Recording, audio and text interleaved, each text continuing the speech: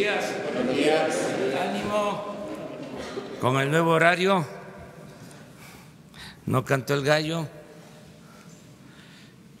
y se nos hizo tarde. Pero aquí estamos. Estamos iniciando la semana. Vamos bien. Eso es lo que puedo comentar. Está en marcha el gobierno, está bien la economía, estamos manteniendo equilibrios macroeconómicos, ya se está terminando de ajustar el mecanismo para que no aumente en términos reales el precio de las gasolinas, del diésel, del gas, de la luz. También hay buenas noticias en cuanto a la apreciación del peso o no depreciación de nuestra moneda. Está abajo la inflación, hay confianza en el consumidor. Y como lo mencionaba yo, hoy les van a dar información sobre este tema. Está bien la recaudación, los contribuyentes están cumpliendo con su deber de participar, no están viendo que son impuestos, sino contribuciones. Y saben que ahora lo que están aportando, lo que contribuyen, se usa bien y el dinero no va a parar a unas cuantas manos, no hay corrupción tolerada en el gobierno y esto creo yo que es un buen ambiente en general. Entonces, van bien las cosas, se están aplicando los programas de bienestar, se va avanzando, cada vez se dispersan más fondos para que lleguen los apoyos de manera directa a los beneficiarios. Eso es lo que puedo comentarles. Ayer estuvimos en la inauguración del Tianguis Turístico de México, que se llevó a cabo en Acapulco, muchos participantes, es una actividad económica importante, está creciendo el turismo, hay datos de que están entrando más divisas por turismo que en meses anteriores o en el mismo periodo del año pasado.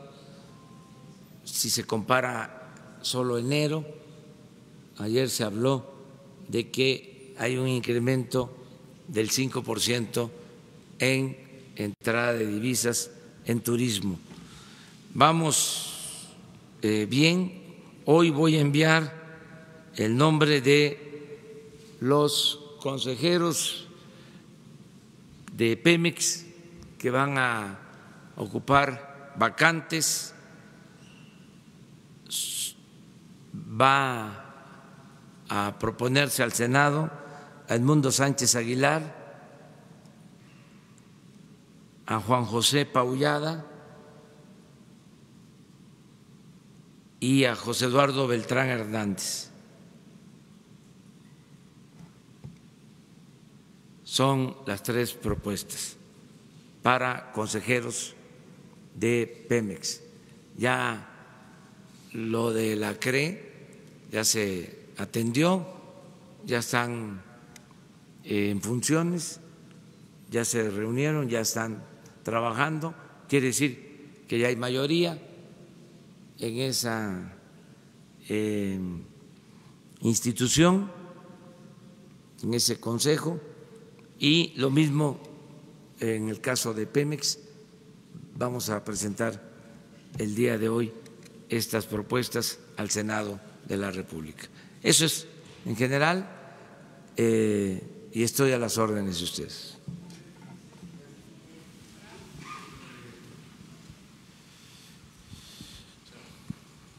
Buenos días, señor presidente. Urbano Barrera, del diario Ovaciones.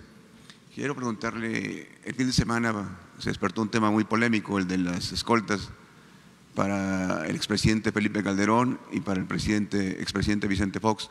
La pregunta es, la primera, ¿por qué decidió usted esperar 2 meses para comentar lo de la solicitud del presidente Felipe Calderón para que le pusiera escolta, luego de que él teme por el trabajo que hizo en contra del crimen organizado? Mire,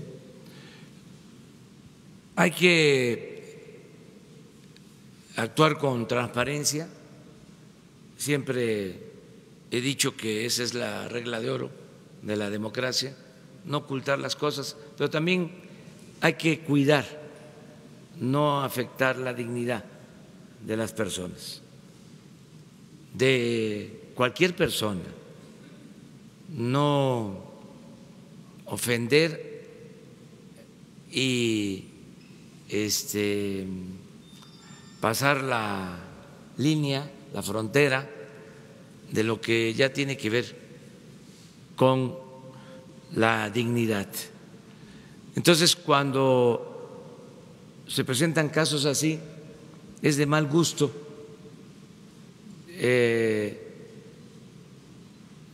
darlo a conocer. Es ofensivo porque pues es una situación delicada,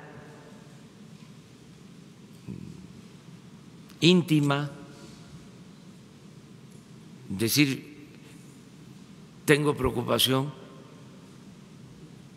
porque me tocó en el desempeño de mi función enfrentar a la delincuencia organizada y me siento desprotegido. Entonces, salir a decir que se solicita protección por eso en ese momento y que se le va a dar protección o se ordena que se le proteja, pues es de mal gusto, es algo no adecuado en el momento. Pasa el tiempo, como se presenta una situación parecida con lo del expresidente Fox, pues me da ya la oportunidad de decir, también hay esta situación. Política es tiempo. No es lo mismo decir algo hoy que mañana, pasado. ¿Sí? Tiene una connotación distinta. Entonces, por eso lo reservé, se atendió, y ahora lo mismo con lo del expresidente Fox. Nada más que quiero decir con toda claridad de que no se trata de lo mismo de antes, porque sí hay diferencias. Anteriormente se incluía en el presupuesto la partida para los expresidentes. Ya eso no existe.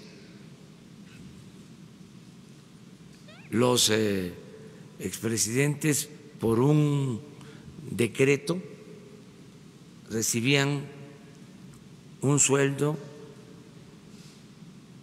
equivalente a lo que ganaba un secretario de Estado, pero además tenían asignado personal militar y también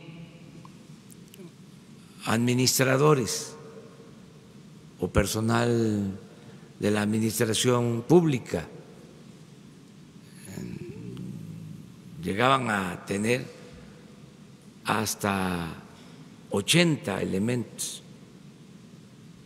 En total era un presupuesto de alrededor de 50 millones de pesos para cada expresidente, promedio. Entonces, ahora pues ya no hay la pensión, ya no hay todo ese personal administrativo. Estamos hablando de un grupo, de una guardia para protegerlos. Yo desearía que se protegiera así a todo el pueblo. Es más, por eso es la Guardia Nacional, para proteger a todo el pueblo, porque es mi responsabilidad que no le pase nada a los mexicanos, que cuidemos la vida, que cuidemos los bienes de todos los mexicanos. Es la responsabilidad del presidente, es la responsabilidad del representante del Estado, y por eso todos los días estamos garantizando que no haya robos, que no haya secuestros, que no haya homicidios. Ese es mi trabajo y soy responsable. En este caso es algo especial que yo creo que la gente comprende, genera polémica desde luego, pero tengo que tomar decisiones. También la política es optar entre inconvenientes. Pues son alrededor de 8 elementos del Ejército.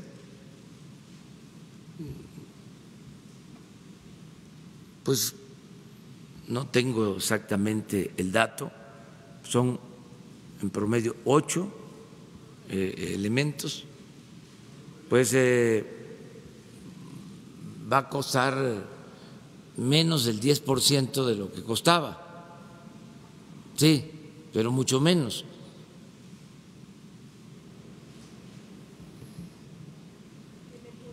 La segunda pregunta.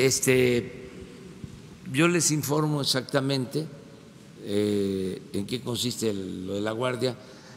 No ocultamos nada. Este es un asunto que ve directamente el secretario de la Defensa. La segunda pregunta, señor presidente. Se entiende que esta medida es temporal. ¿Cuánto tiempo estaría usted dispuesto a mantener esa seguridad? Y si no teme que otras personas que también se vieron inmersas en el combate a la delincuencia o en trabajos difíciles empiece a solicitarle escoltas. Si lo requieren y se necesita, lo tenemos que garantizar. O sea, cuando está en riesgo la vida, cuando está en riesgo la familia de algún servidor público o ex servidor público, o cualquier ciudadano. Aquí hay protección que se da a periodistas, que se da a quienes están amenazados de muerte, y es nuestra responsabilidad. Claro, hay que ver en qué circunstancias, cada caso, no puede ser una cosa general, porque tampoco tendríamos tantos elementos si se está creando la Guardia Nacional, porque no tenemos elementos suficientes para garantizar la seguridad pública y se van a convocar a nuevos elementos. Vamos a contratar alrededor de 50,000 nuevos elementos para la Guardia Nacional, precisamente para tener más protección. Entonces, el tiempo que sea necesario, esa es mi respuesta, se va a tener esta protección mientras se requiera, y ya pues es también a conciencia de cada quien que vayan buscando, si no es una situación muy riesgosa o va aminorando el riesgo, que se pueda autofinanciar la protección. Pero eso es un asunto de voluntades, cada quien tiene que decidir sobre esto. No puedo yo limitar la ayuda ni meterme a este tipo de cosas. Ojalá y todos hagamos conciencia de que tenemos que atender lo prioritario, no lo superfluo.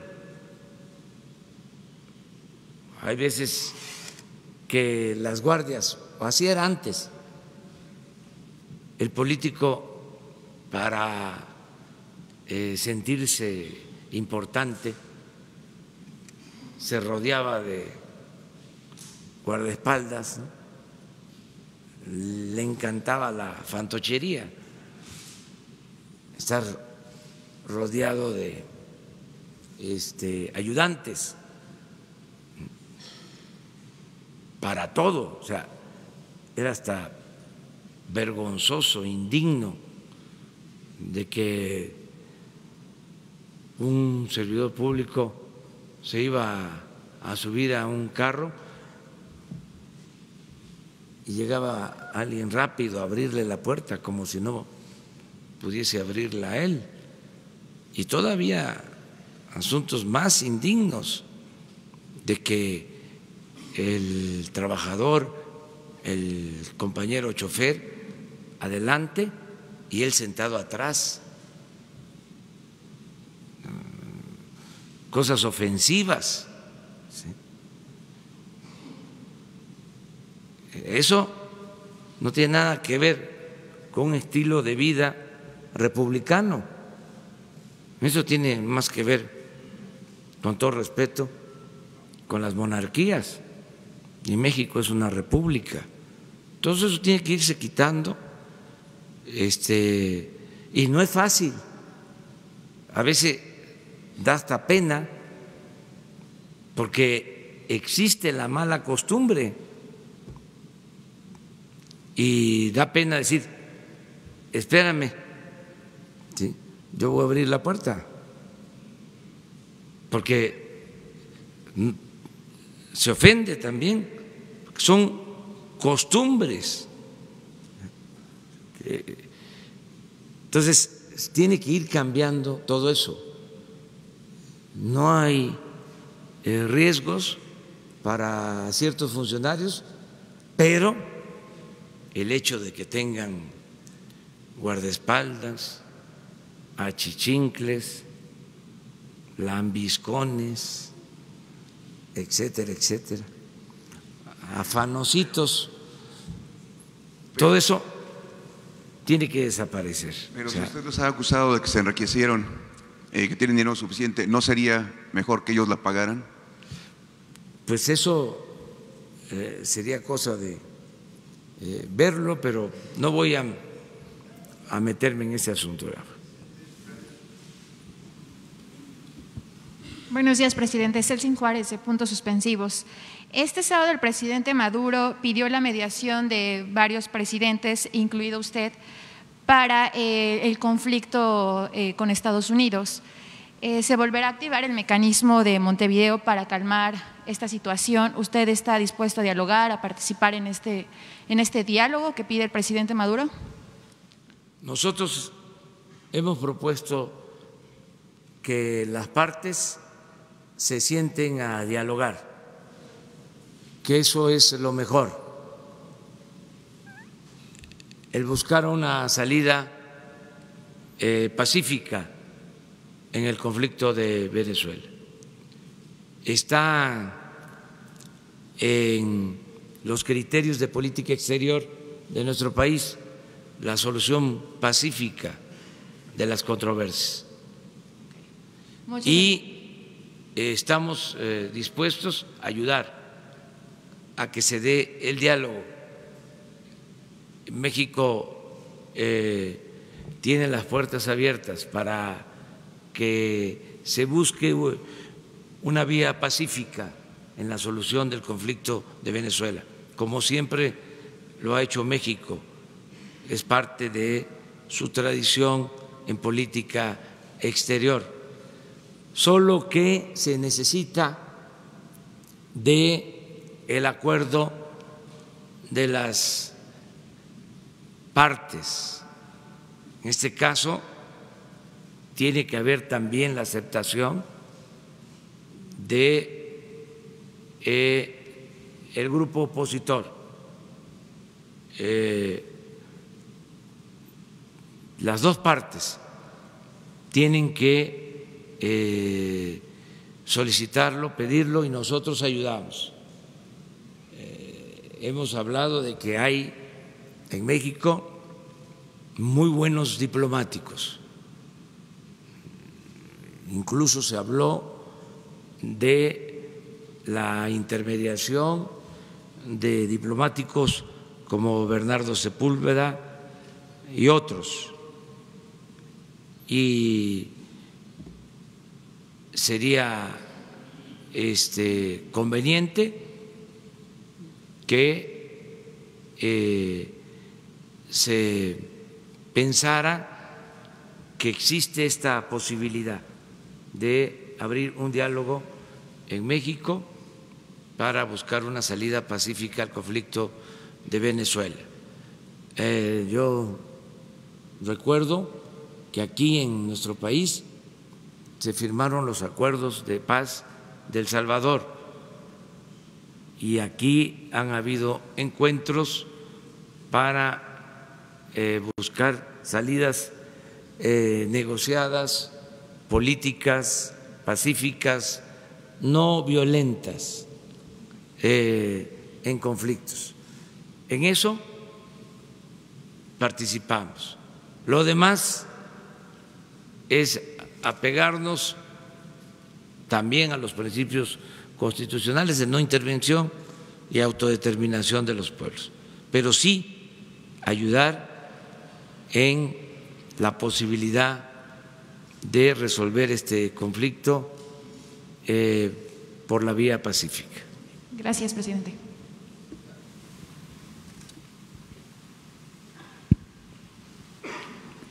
Gracias, señor presidente. José Hernández de Escuanto y corresponsal de Impactovisión TV. Para preguntarle qué información tiene sobre el problema que hay en Matamoros. Según cifras de la Canacintra, hay una pérdida de $300 millones y 6.500 empleos ya se perdieron. Esto porque hay una abogada que se llama Susana Prieto, que fue al estado de Matamoros y les prometió a los trabajadores su proyecto 2032, que es 20% de aumento y un bono de 32,000 pesos. Y está cerrando empresas de forma ilegal para conseguir este bono. Lamentablemente la gente que trabaja y sobrevive de esto ya se está quejando porque es su única manera de sobrevivir. Se está desatando la violencia y este fin de semana entró la seguridad a tratar de salvar a algunas empresas. La gente me ha pedido que le solicite a usted que exhorte a la secretaria del Trabajo para que se acerque al estado de Matamoros y se resuelvan estos conflictos. Gracias. Bueno, la información que tengo es de que ya la semana pasada se normalizó prácticamente la situación en Matamoros. Es un problema que ya llevaba tiempo, cuando menos 3 meses, y pararon algunas empresas, se fue conciliando, se fue negociando, se fueron resolviendo los problemas. Quedaba una empresa vinculada con la Coca-Cola y al parecer se llegó a un acuerdo la semana pasada. Ese es el informe que yo tengo, que ya en Matamoros se está normalizando la situación laboral, cosa que celebro. Esto sucede porque se crearon condiciones nuevas, hubo un aumento de salario en el país como nunca, aumentó el salario mínimo en 16%, en la frontera el salario mínimo aumentó al doble y pues se alentó el solicitar incrementos salariales a las empresas. Nosotros consideramos que es justo, necesario el aumento al salario, porque era insoportable ya la situación en cuanto a lo raquítico, lo limitado, lo insuficiente del salario, en particular del salario mínimo. Durante todo el periodo neoliberal perdió el salario alrededor del 70% de su poder de compra. Siempre recurro al mismo ejemplo porque es muy ilustrativo. Hace 30 años un salario mínimo alcanzaba para comprar 50 kilos de tortilla y ahora, a pesar del aumento del 16%, alcanza para comprar 6 kilos de tortilla. Esto demuestra cómo el salario perdió poder de compra. Así fue la política neoliberal, de ese tamaño, de esa dimensión, fue el empobrecimiento de la gente. Entonces, con el cambio se logra que aumente el salario mínimo como no había sucedido en 36 años del periodo neoliberal. Un hecho histórico. Por eso hablo de cambio de régimen, no de cambio de gobierno. Por eso hablo de la etapa post-neoliberal.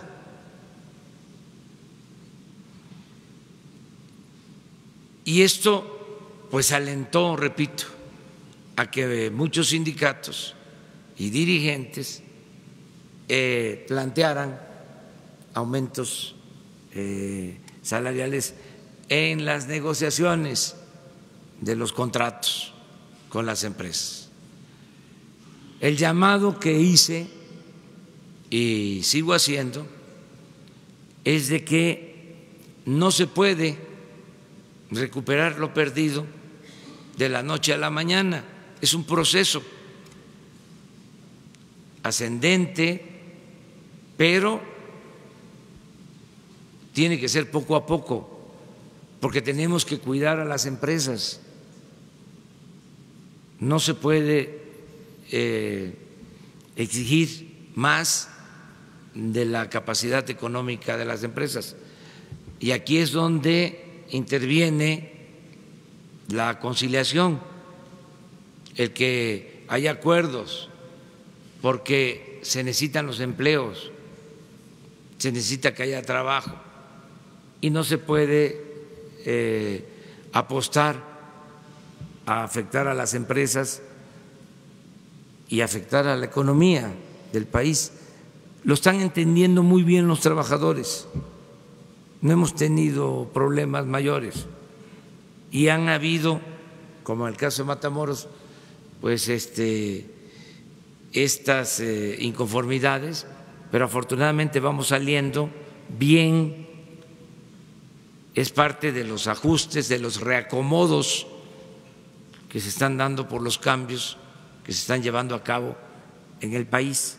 Entonces sí exhorto a los trabajadores, a sus representantes, que pues exijan mejores salarios, pero que al mismo tiempo también se valore de que es importante mantener a las empresas. Y vamos bastante bien, no hay conflictos, no hay inestabilidad en lo laboral, solo esto de Matamoros que ya se está arreglando, va hacia la normalidad y se está haciendo sin el uso de la fuerza, más convenciendo, persuadiendo que utilizando la fuerza. Por otra parte, me gustaría preguntarle, la semana pasada Isabel Miranda de Wallace entregó una carta solicitándole a usted algunas cosas. ¿Podría ampliarnos qué es lo que solicita? Si presupuesto para su fundación, reabrir el caso de su hijo o en este caso seguridad, como lo están haciendo los expresidentes. Gracias. Sí, vi una carta más que nada dirigida a lo que se hizo, lo que se manifestó aquí en una conferencia y se le va a atender a la señora. Gracias, presidente.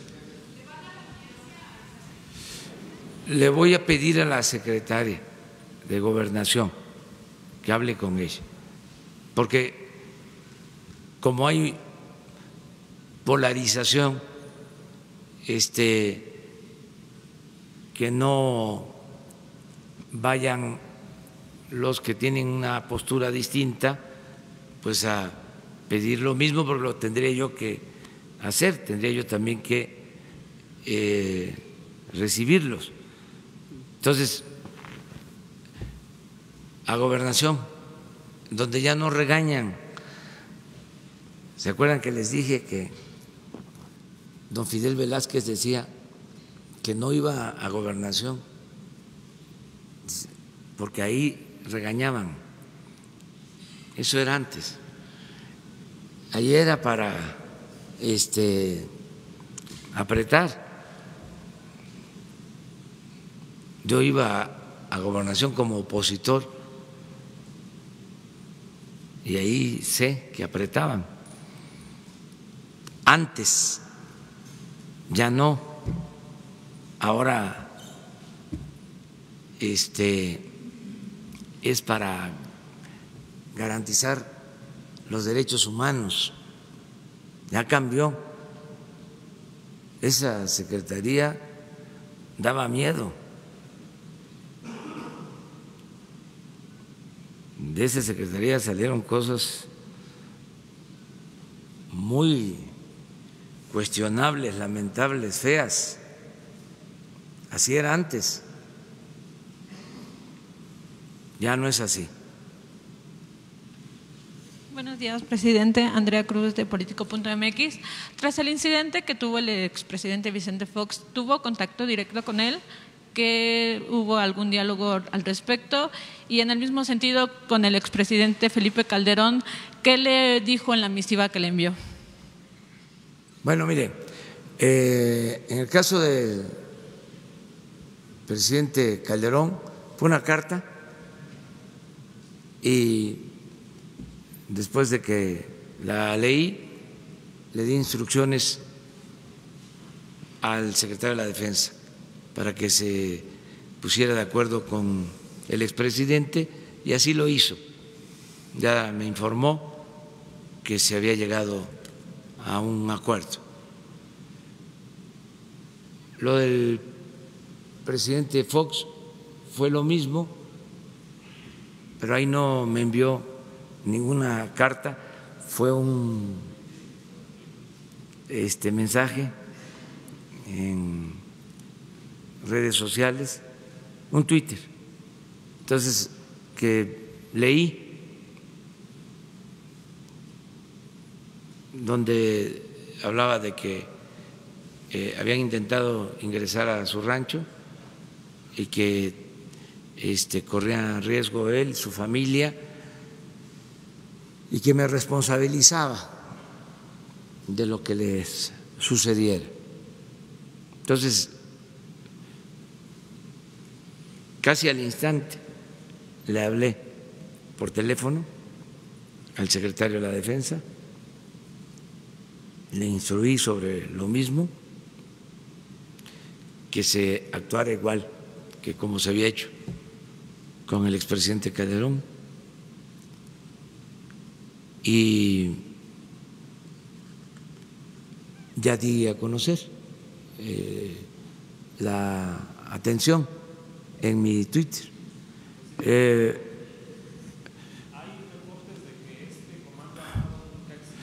Sí, pero no voy yo a polemizar sobre eso.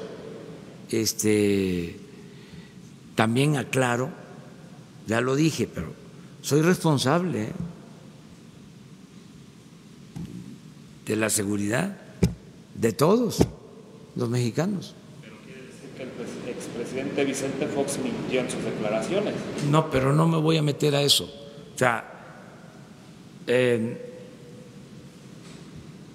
no es ese el tema. Aquí se trata de atender una demanda, ¿sí?, que se me hace. Ayer, por ejemplo, un jovencito se acerca y además lo doy a conocer para pedir que se resuelva si existe el problema como él me lo plantea, porque hay veces que ayuda mucho el que se transparenten las cosas, que se sepan. Ayer un jovencito me dice: mi mamá está secuestrada desde hace 3 meses por un grupo y me están pidiendo a cambio que yo entregue un terreno para que liberen a mi mamá. Me lo dice llorando, que sabe quiénes son y que no se ha podido hacer nada. Yo no sé si sea un secuestro o tienen a la mamá retenida por un conflicto que se da con alguna frecuencia en los pueblos, pero hoy le voy a tratar el asunto al secretario de Marina, porque ya tienen ellos antecedentes, como se tiene en el gobierno de Guerrero, pero lo tengo que tratar. Más, cada vez que puedo atender un asunto que significa que la gente está en peligro, que hay riesgo, lo hago de manera directa. No me voy a poner a averiguar si es cierto o no es cierto o en qué condiciones. Vamos a que no se afecte a nadie, que nadie sufra, que nadie pierda la vida. Eso es lo principal. Ya después vemos. Y también cada quien debe ser responsable de sus actos. Y hay que pensar en la conciencia. Si no se tiene la conciencia tranquila, no se puede ser feliz. Solo siendo buenos podemos ser felices. La mentira es reaccionaria y es del demonio. La verdad es revolucionaria y es cristiana. No ayuda en nada, no quita los pecados el ir a la iglesia los domingos y olvidar los mandamientos. Pero eso es que cada quien lo resuelva. La verdad que no hay peor cosa que la hipocresía.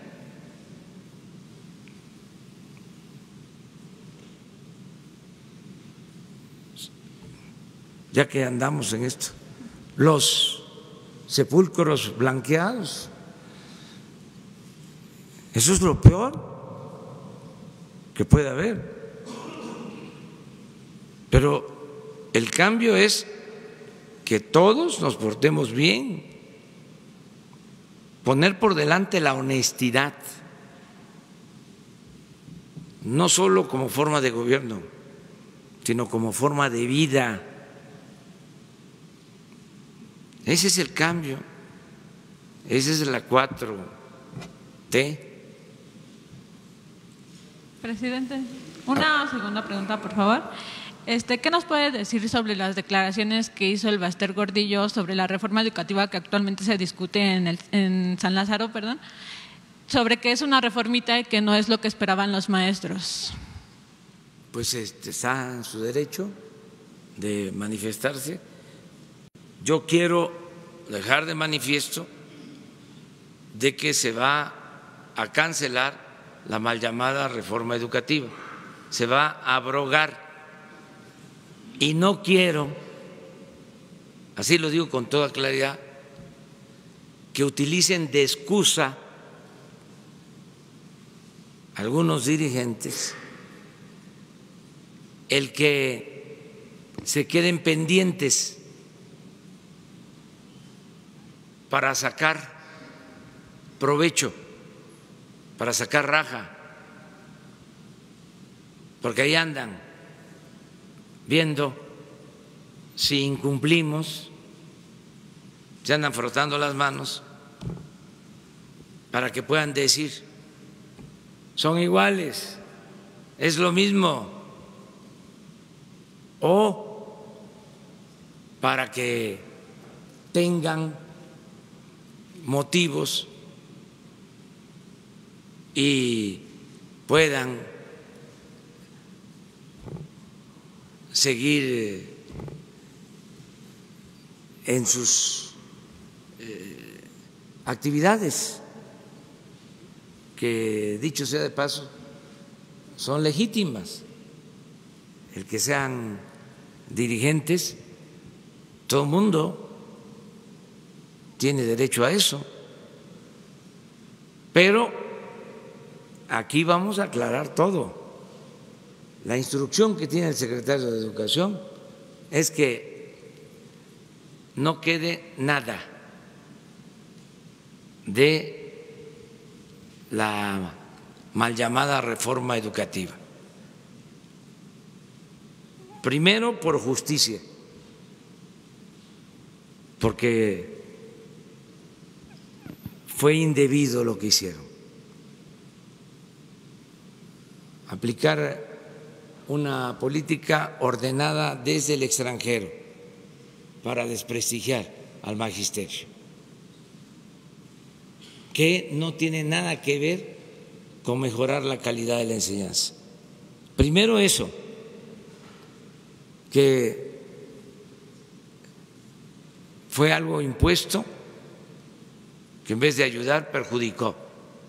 Por eso hay que cancelarla. Pero también hay que cancelarla para que no haya pretextos, que no haya excusas, porque ahora hasta los que aplaudieron la aprobación de la mal llamada reforma educativa están muy radicales, hasta los que solaparon todo este agravio al magisterio, ahora que estamos nosotros planteando que las cosas sean distintas, que se dignifique el noble oficio de los maestros, de las maestras, ahora están queriendo oponerse y que no lleguemos a ningún acuerdo. Nosotros vamos a arreglar las cosas y también decir libertad sindical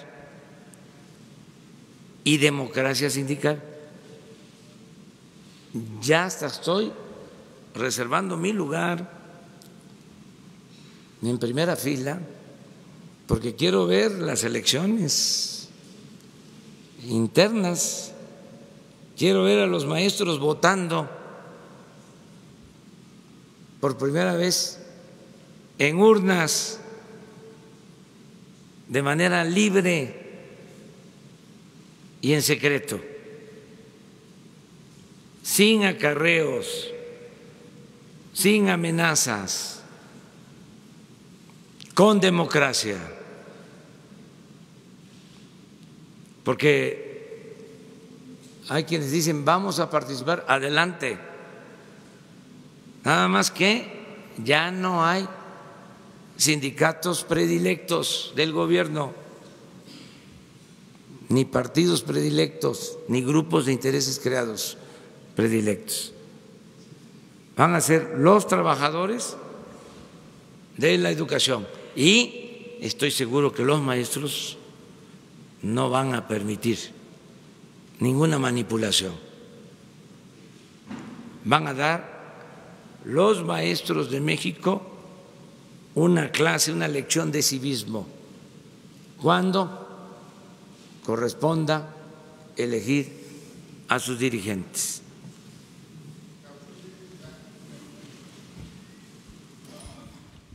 Buenos días, presidente. Alberto Rodríguez, de SDP Noticias. Sobre este tema de la protección a expresidentes, hay una versión que circuló este fin de semana sobre que Enrique Peña Nieto tiene a su cargo a 20 elementos de las Fuerzas Armadas. No sé si nos pudiera explicar exactamente cuál es la situación con Peña Nieto. Y por otro lado, le quiero preguntar, desde la semana pasada usted anunció que va a haber una gran campaña para alejar a los jóvenes de las drogas. Le quiero preguntar si esto va a venir acompañado también con medidas para legalizar el cannabis o incluso otras drogas que se usan de manera lúdica entre la población. Gracias. Sí, mire, la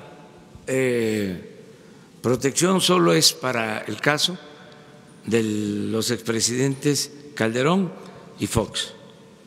No ha solicitado protección el expresidente Peña ni ningún otro expresidente. Acerca de la campaña para jóvenes, desde luego, va a ser una campaña muy importante en medios. Vamos a ocupar los tiempos oficiales, incluso se van a adquirir tiempos en radio y televisión, espacios en periódicos, y vamos a convocar también a que de manera voluntaria nos ayuden los medios, como siempre. Cuando se trata de estas campañas, siempre los medios de información ayudan. Y va a ser por periódico, por radio, televisión, las benditas redes sociales, una campaña, les diría, como nunca se ha visto, dirigida a los jóvenes. Pero aun cuando sea como será una campaña creativa, que va a llegar profundo, no sería suficiente si no damos opciones a los jóvenes, alternativas. Es decir, no tomes este camino porque te conduce al sufrimiento, porque te destruye. Pero hay este otro camino, o varios caminos. Abrir esas opciones, esas alternativas, esos nuevos caminos, ¿sí?, para los jóvenes es también fundamental, diría lo más importante. Es decir, puede ser feliz con el estudio, sin tener que padecer, porque no vas a ser marginado, no vas a ser excluido, vas a tener oportunidad de estudio. Pero entonces el Poder Ejecutivo no va a impulsar medidas para legalizar algunas drogas como la marihuana. Es también parte de lo que se tiene que atender, no descartar esa posibilidad. Todo, o sea, no es una campaña solo de medios, ¿sí?, de propaganda, como se conocía antes a lo que ahora se llama publicidad. Los cambios que han habido, antes lo que se conoce ahora como publicidad era propaganda. Bueno, pero no solo es eso, es atender las causas, el fondo. O sea, ¿por qué los jóvenes optan por las drogas? ¿Por qué no se tienen otras opciones? ¿Por qué no se abren otras opciones? Entonces se está analizando cuáles son esas opciones, cómo dar oportunidades a los jóvenes para tomar el camino del bien. Entonces, estamos analizando eso, mucho en lo preventivo.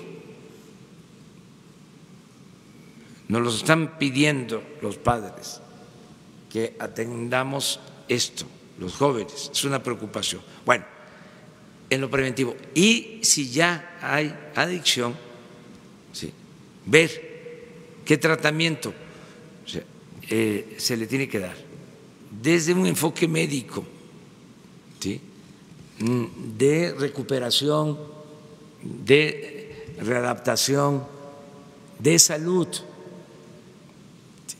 Y ahí es donde tenemos que valorar lo de la legalización o no, depende de lo que más convenga, de ciertas drogas. Lo que nos preocupa muchísimo,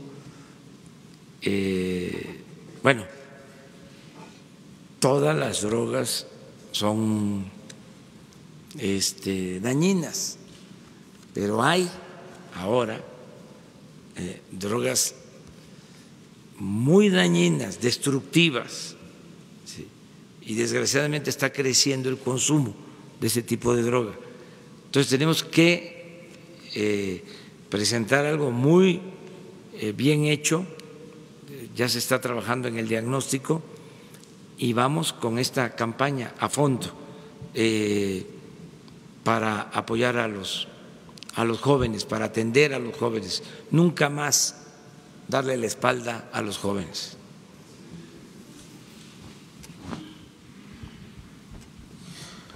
Buenos días, jefe del Estado mexicano.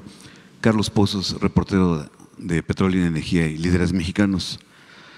Mientras se ofrece seguridad a dos expresidentes, las cifras del Sistema Nacional de Seguridad señalan que hay una subestimación de un 20%, por lo que el primer trimestre será el más violento que se tenga registro. ¿Se puede usted comprometer a un día a la semana podernos entregar un reporte de la seguridad que guarda la nación, toda vez de que la inseguridad fue uno de los principales reclamos que recibió usted por parte de los mexicanos en su campaña política? Sí, además estamos informando diariamente y lo vamos a seguir haciendo, y en efecto es una asignatura pendiente, pero vamos avanzando en la disminución de delitos, vamos obteniendo resultados nos va a llevar más tiempo el que podamos bajar de manera considerable la incidencia delictiva, porque no había una estrategia para la seguridad pública, no existía, ni siquiera, ya se los he comentado, tenían la información de los homicidios que se cometían diariamente, se iniciaban las carpetas de investigación por homicidios para tener el dato en 20 días. Nosotros estamos teniendo información diaria, que es la que nos sirve para ir tomando decisiones. Ayer hablaba yo en Acapulco de que nos ayuda el trabajo coordinado. Antes la Secretaría de Marina hacía lo que le correspondía, el Ejército también, la Policía Federal, las policías estatales, las policías municipales. Ahora hay unidad, hay organización, hay coordinación. Antes no había el seguimiento que hay ahora.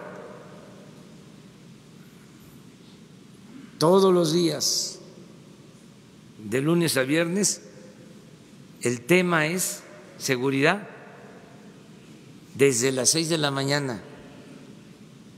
En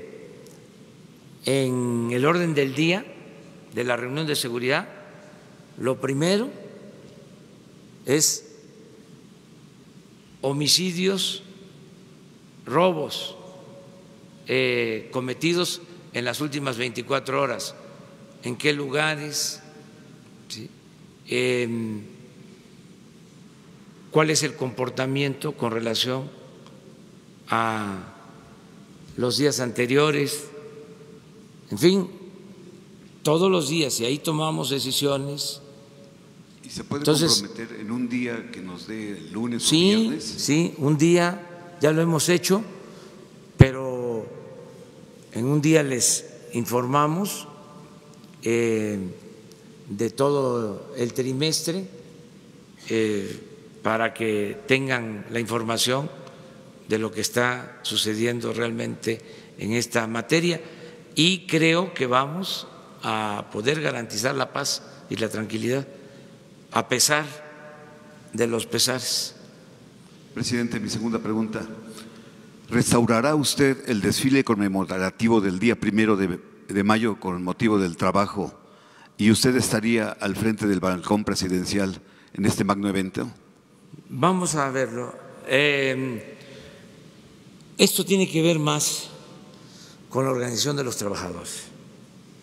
Este es un día que surge luego de una represión a los trabajadores, y son los propios trabajadores los que inician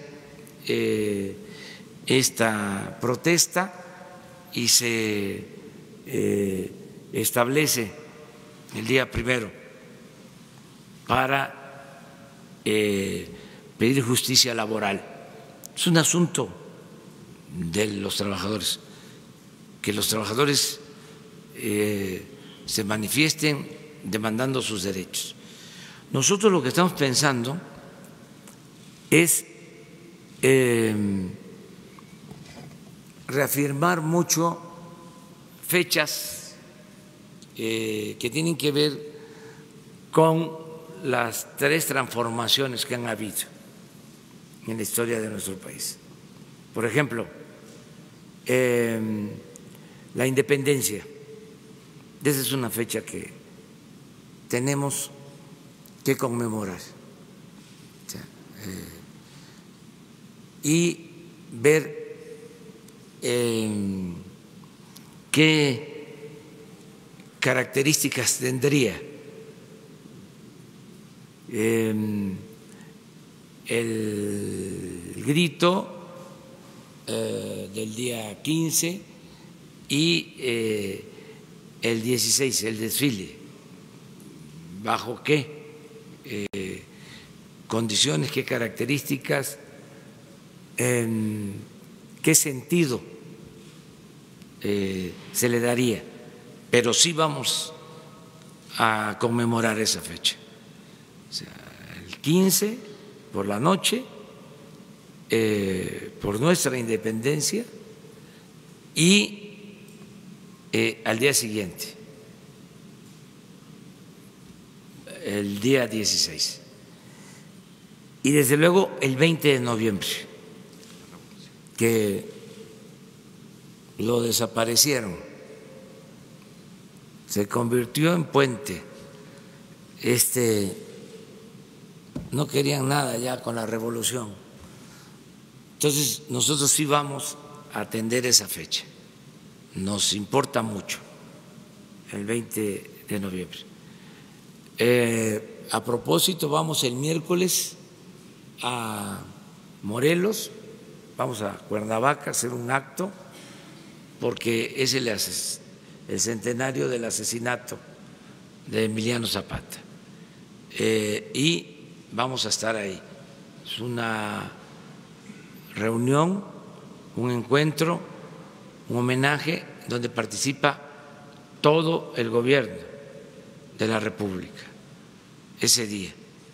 Y este año se decidió que fuese el año de Emiliano Zapata Salazar. Entonces, sí, la historia la vamos a estar recordando siempre. Ahora que se suscitó la polémica, ya saben cuál, fue muy importante eso, el que se ventiló, se recordó, se puso sobre la mesa el tema. Y les hablaba yo de que me gustó mucho el texto, la declaración de Matos, del arqueólogo, uno de los mejores arqueólogos. No lo digo porque se haya expresado así, sino porque pues fue el encargado de los trabajos de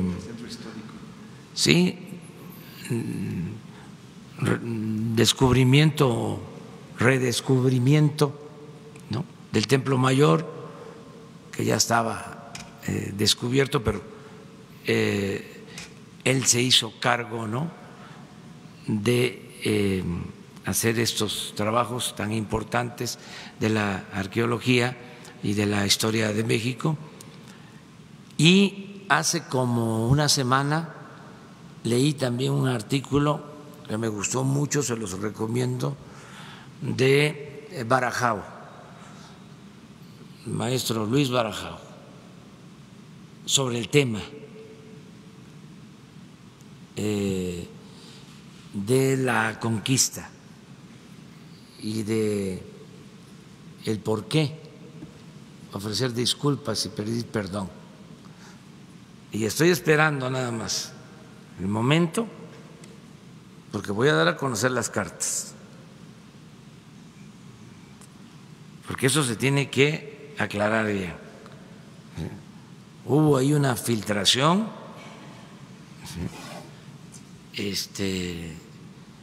indebida, no adecuada, no correcta, no solo es del periódico, sino de los que filtraron, ¿sí?, el documento, el borrador. Entonces, eso me permite que yo dé a conocer en su momento el texto completo de la carta que envié al rey de España. Muchas gracias, presidente. Vamos aquí.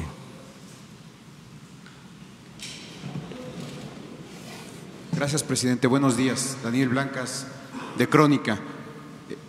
Usted se ha referido al fondo minero en los últimos días. Estuvimos haciendo una revisión de lo que recibieron los estados, los municipios y las obras que reportaron, hay al menos una diferencia de 1.500 millones de pesos entre lo que se le reportó a la SEDATU de obras y lo que se les dio a los estados. Usted ha bosquejado que este dinero se utilizará en algunos programas sociales, en específico las tandas.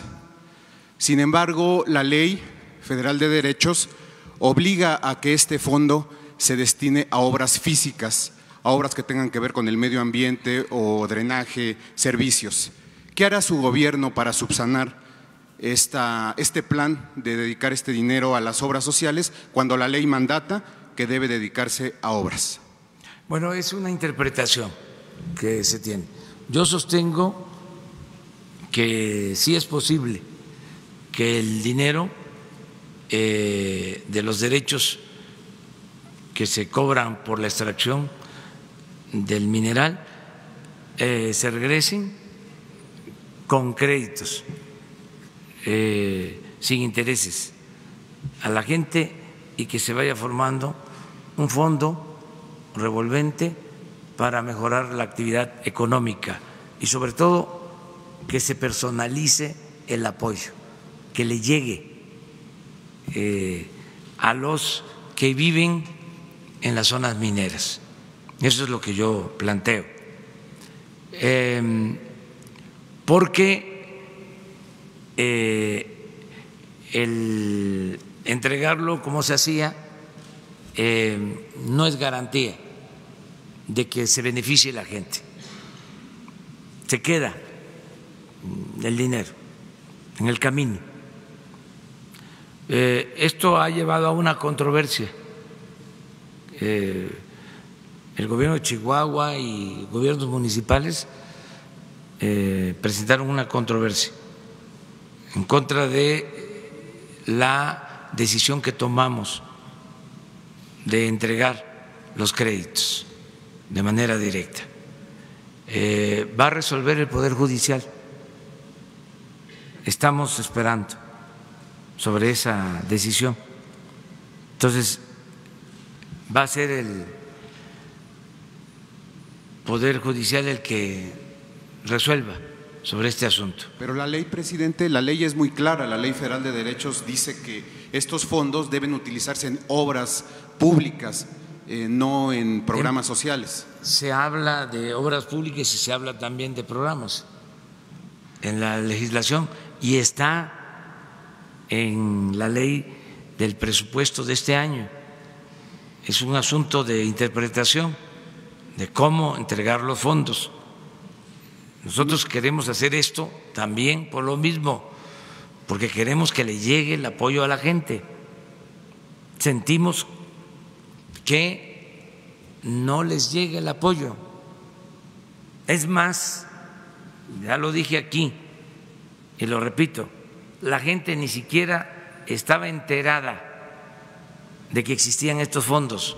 Me refiero a los pueblos mineros, porque Hacienda cobraba el derecho, se entregaba a los estados y a los gobiernos municipales y no llegaba al beneficiario.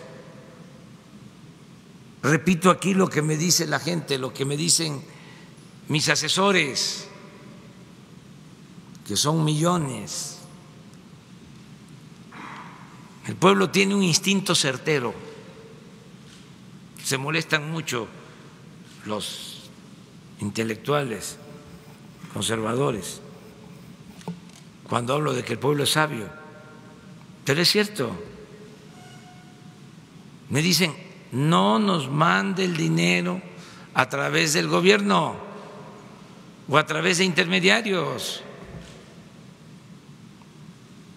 Entregue lo que nos corresponde de manera directa, porque se lo roban,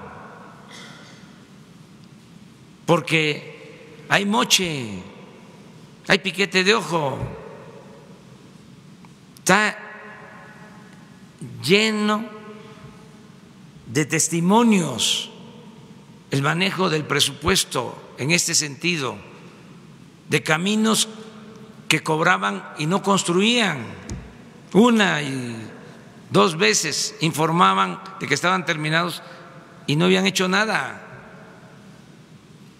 Y de obras inconclusas y de transferencia de recursos que iban para poblados con daños por la explotación minera y se utilizaban los fondos para otra cosa. Bueno, se usaba como caja chica el dinero de las medicinas. Entonces, todo eso se acabó. No sería mejor, presidente, perdón, no sería mejor que fuera acompañada su propuesta de una reforma legislativa que incluyera claramente que este dinero puede incorporarse o puede destinarse a programas sociales? Es que está establecido en la ley. Eso es lo que yo sostengo, que está permitido.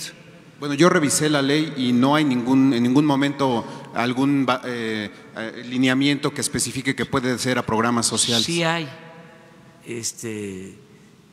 fundamento legal y existe por eso una controversia.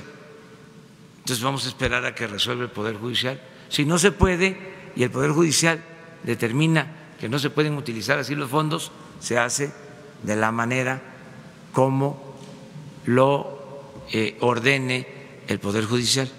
O puede ser quizás obra pública pero coordinada por el gobierno federal, ¿no? Sí, se buscaría la manera, pero pienso que la mejor forma es apoyar de manera directa a la gente y crear este fondo para impulsar la economía desde abajo. Fíjense a lo que se llegó. El gobierno prácticamente no puede ejecutar obras. De todo el gobierno de las dependencias federales, solo la Secretaría de Comunicaciones y Transporte puede ejecutar obras y no precisamente de manera directa. Ya no hay obras por administración, eso se canceló. Todo tiene que ser por contrato, pero solo esa secretaría, porque la de desarrollo urbano no puede ni siquiera licitar. Es una secretaría para la elaboración de proyectos. El gobierno no ejecutaba. Era una entidad, en el mejor de los casos, dedicada a la entrega de contratos, una oficina para la entrega de contratos, en todo. Estamos ahora ajustando el marco legal para poder hacer las obras con las dependencias federales. En el caso de la Secretaría de Desarrollo Urbano, hay intervenciones que se van a hacer en ciudades fronterizas, en las ciudades turísticas, se van a mejorar las colonias populares con drenaje, con agua, con pavimento, alumbrado público.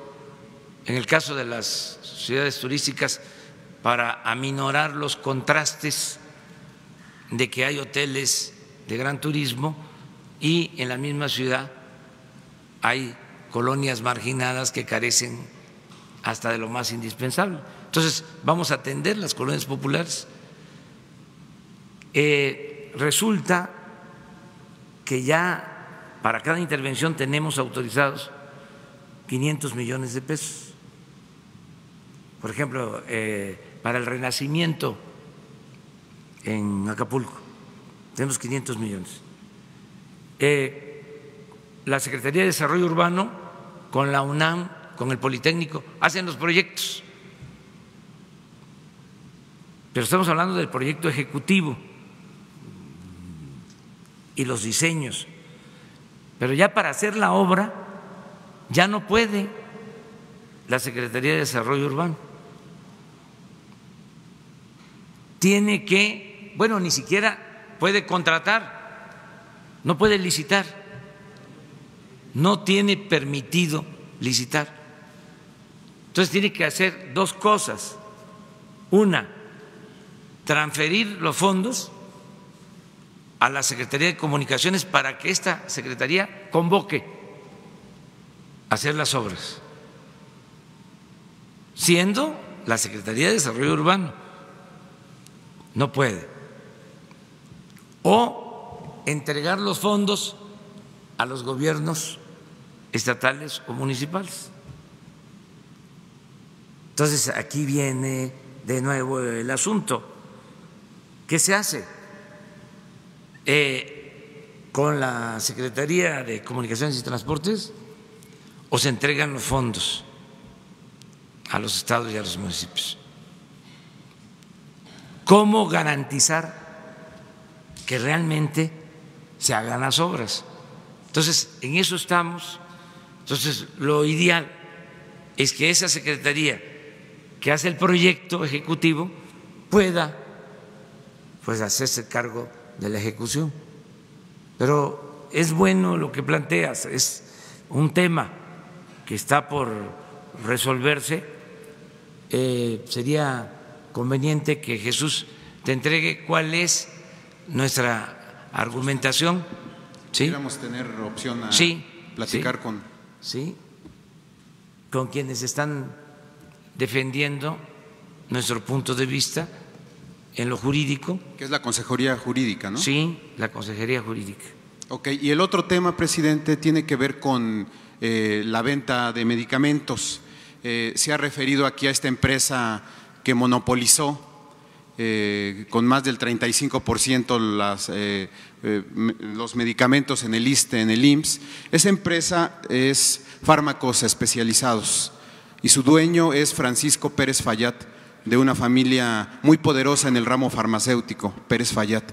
Sin embargo, revisamos el perfil de este empresario dueño de esta empresa que monopolizó la venta de medicamentos y nos enteramos o corroboramos que fue quien organizó, este empresario, los foros de salud durante la transición de su gobierno para crear los lineamientos en los que se iba a basar la Secretaría de Salud para este nuevo gobierno. La pregunta concreta es, ¿por qué este empresario que fue el que monopolizó la venta de medicamentos, fue el que organizó o el coordinador de los foros de transición para las políticas de salud de su gobierno? ¿Hay influencia de este empresario en las políticas de salud de su gobierno? No, ninguna influencia. Se pudo haber colado porque son como la humedad, pero no existe influyentismo. Tan es así que para las nuevas licitaciones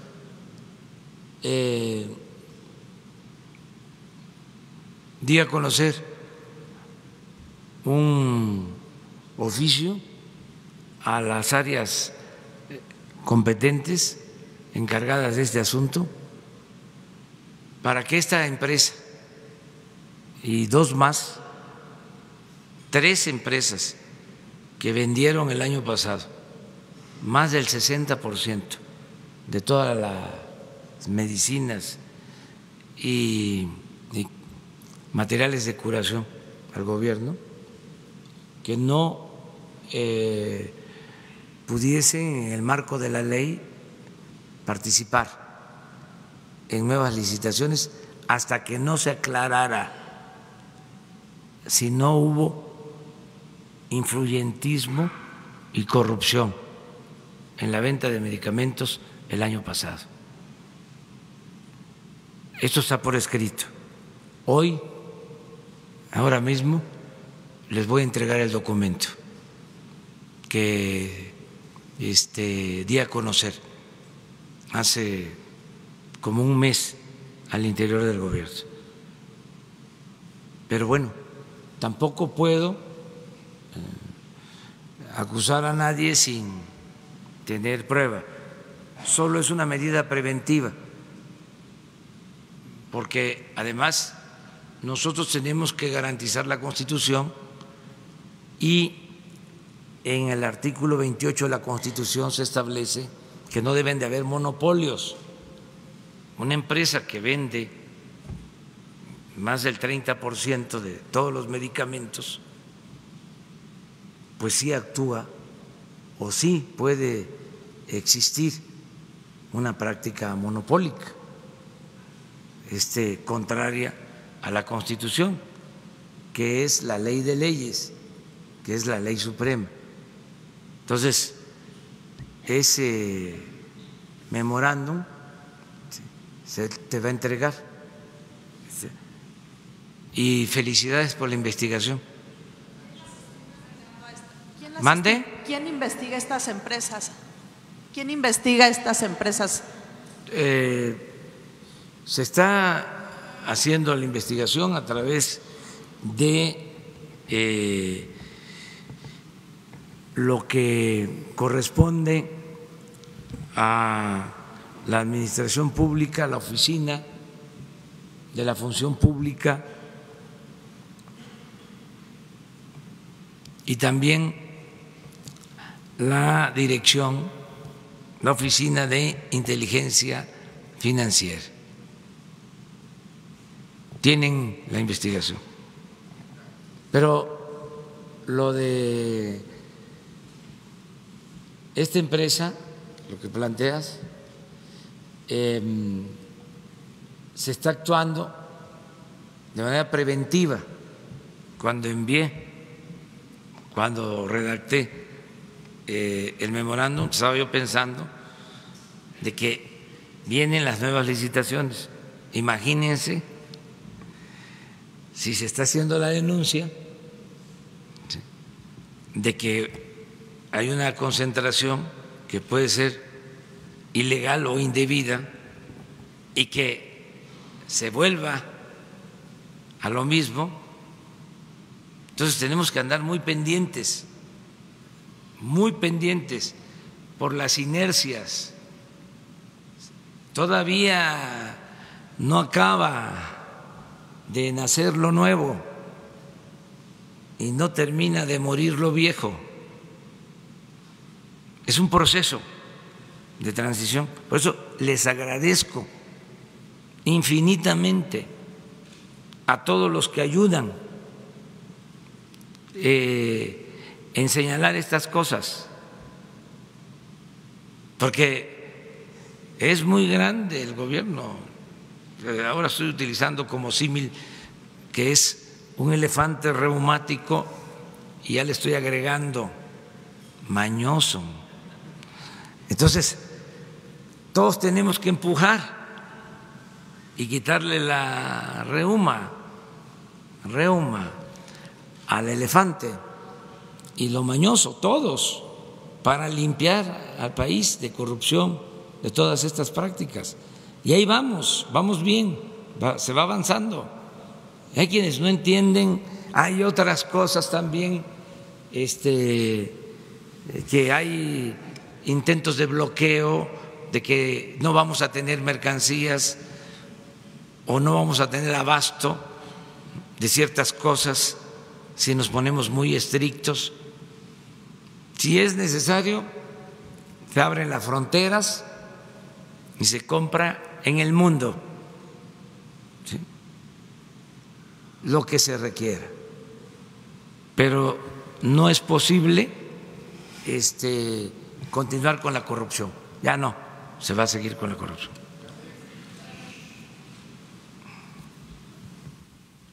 Presidente, Roberto Cruz, de Impacto Diario, Revista y TV.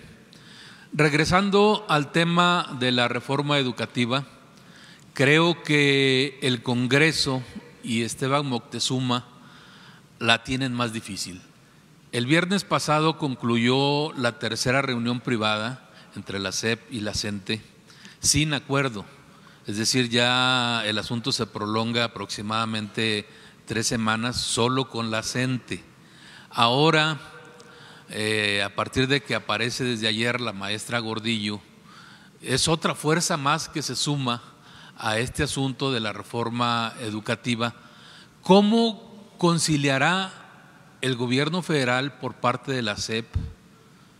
Y quizá nos pueda dar una opinión de cómo podría ser el Congreso, ahora que son dos fuerzas diferentes, porque independientemente de lo que haya dicho la maestra, bueno, pues la reforma educativa, la nueva, tendría que tener participación de estas dos fuerzas.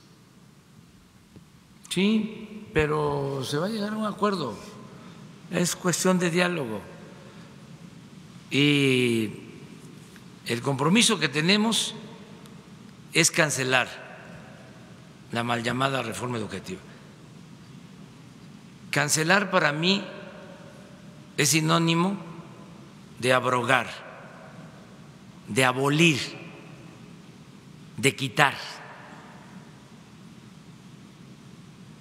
Aun cuando existan ahora dos fuerzas diferentes, sí, que pues están exigiendo cada una su parte, sí, dentro de… pero nosotros nos dirigimos a los maestros. Pueden haber intereses de las direcciones, además legítimos, pero yo quiero quedar bien, quiero cumplirle al Magisterio Nacional. Voy a cumplir mi palabra. Entonces, eso es lo que se va a hacer. Si se llega por el camino del diálogo a un acuerdo, extraordinario. Si no, voy a proponer la cancelación. Voy a cuidar bien de cómo estaba antes la política educativa, de la reforma que llevaron a cabo, la mal llamada reforma educativa, y les voy a dejar las cosas como estaban, es decir, cómo funcionan los amparos, nada más que retroactivo, es decir, que se quede tal cual. Entonces, no sé si de esa manera habrían protestas, creo que no. Hay un tema que adelanto, si no vamos nosotros a estar de acuerdo, el manejo de la nómina, porque no queremos que haya corrupción, no queremos que haya aviadores, porque vamos hacia la federalización de la educación. Ahora en Michoacán lo planteé y es de sentido común, de juicio práctico. Aquí en la Ciudad de México la educación está federalizada y no hay problema. No hay problema en las escuelas, hay concordia entre padres de familia, maestros, no deja de haber diferencias en todos lados, bueno, hasta en nuestras familias nos peleamos, pero no hay problemas mayores, sí. Y no hay problemas tampoco en lo laboral. En cambio, en los estados, por una serie de circunstancias, no solo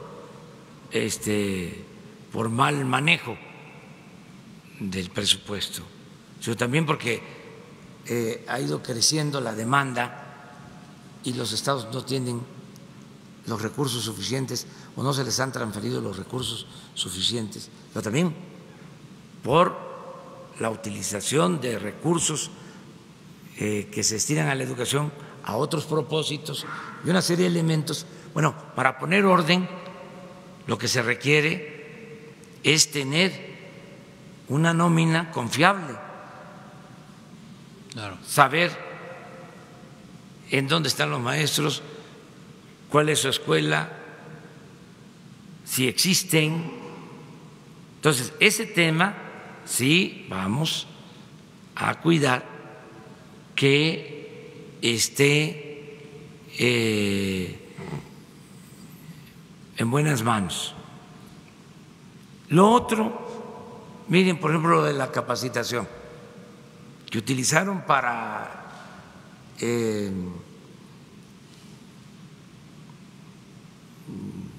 afectar a los maestros.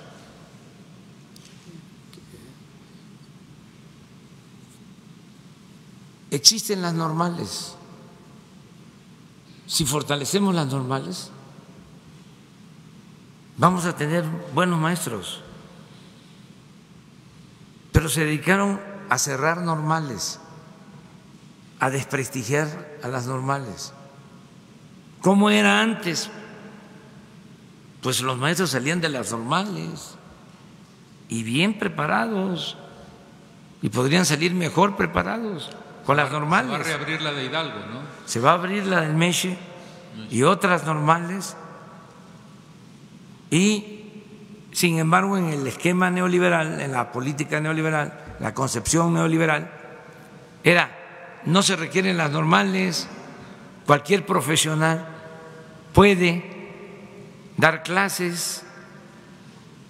Y hay un tema ahí en la reforma educativa sobre esto, sobre la contratación libre. Eso no. Yo creo que podemos llegar al acuerdo de que los maestros que se contraten salgan de las normales. En eso yo estoy de acuerdo. Que se le dé prioridad a las normales, porque han hecho tanto daño en este periodo neoliberal a la educación pública que ya no hay maestros, o mejor dicho, no hay estudiantes para tener la profesión de maestros. Ha bajado la inscripción, se ha desprestigiado tanto al maestro, de veras que han hecho daño, ¿eh? Son unos irresponsables estos tecnócratas corruptos. Antes nuestros maestros eran respetados, queridos, era un apostolado el maestro. ¿Cómo no vamos a recordar a nuestras maestras, nuestros maestros? Y estos se dedicaron a desprestigiar al magisterio. Ahora no hay muchos estudiantes que quieran ser maestros. Ha bajado la demanda. Esto es algo parecido a lo que sucedió con las ingenierías. A pesar de que metieron el neoliberalismo y dejaron de construir infraestructura, las grandes obras que se hicieron en el pasado, presas, carreteras, hospitales, ferrocarriles, todo eso que se abandonó, las ingenierías, sobre todo la ingeniería civil, empezó a bajar. Yo recuerdo que cuando estudiábamos tenía mucha demanda y ya no tiene la misma demanda la ingeniería civil. o la ingeniería petrolera. Son otras carreras. ¿Por qué?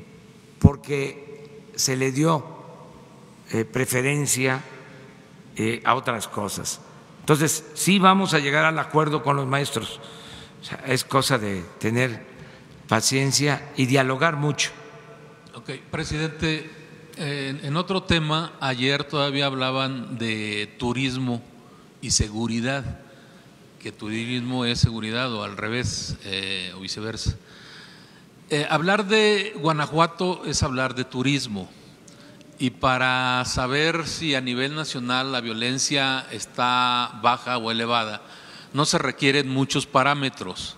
Vaya, la referencia, por ejemplo, con Felipe Calderón fue Chihuahua, Nuevo León, con Peña fue Veracruz, fue Guerrero. Hoy Guanajuato está sufriendo una alta violencia. Vaya, hasta Fox está nervioso, pero ayer se registraron más de 20 ejecuciones en Guanajuato, antier otras 10, anteantier, la semana pasada. ¿Cómo se está comportando la estrategia en Guanajuato, que es el estado más visible ahorita con violencia? Hay un plan especial para Guanajuato. Ahí hemos tenido problemas, en efecto. En los últimos días, como lo mencionas, han habido muchos homicidios en Guanajuato, sobre todo el sábado. Y estamos trabajando en eso. Hay una coordinación del gobierno del Estado y el gobierno federal, en particular con la Secretaría de Marina, pero se arraigó mucho ahí el problema de la violencia, se toleró por mucho tiempo y sí está haciendo crisis, pero estamos ya atendiendo este tema. O sea, es correcta tu apreciación. Uno de los estados donde tenemos más dificultad es Guanajuato, pero ya estamos trabajando en eso. Eso es lo que le puedo decir a la gente de Guanajuato, que no solo estamos preocupados, estamos ocupados y estamos atendiendo, ¿sí?, el problema. Hubo mucha desatención en esta entidad, pero se está trabajando y se está haciendo en coordinación con el gobierno del Estado. Aquí no pueden haber diferencias partidistas, tenemos todos que sumar esfuerzos, ya lo estamos haciendo. Me tengo que ir, pero mañana vamos a tener más tiempo. Muchas gracias.